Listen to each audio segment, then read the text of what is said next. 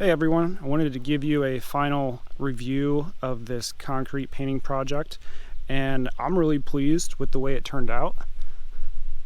It looks way better than just the plain concrete finish we had.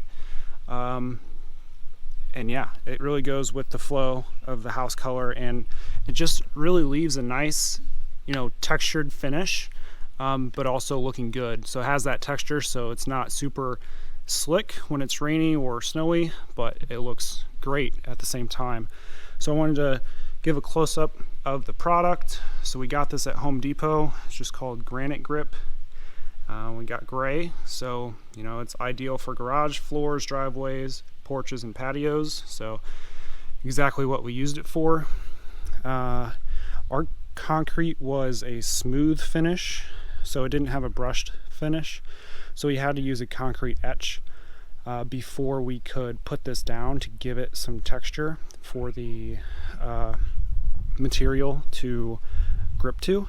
But if you follow the instructions, it's pretty straightforward, and you may not even be required to do that. But we were, and it wasn't too bad at all. As far as application, the stuff is very thick, and using a roller kind of helps. But really what we found is just pouring it out of the can onto the concrete kind of in like an S, and then using the roller to push it around.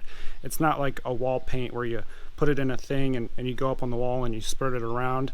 This is more of you lay it on the concrete and you use the roller to kind of move it where you want it because it is so thick. But overall, we are very pleased with it. We like how it turned out. And for reference, we used about 2.5 gallons to do all that you see, and that was with probably 2 to 3 coats. So we did the faces, top 2 to 3 coats, and we used only 2 to 2.5 gallons. So that's really it for this project. I just wanted to give you an overview of how it went and how it turned out, and it turned out great.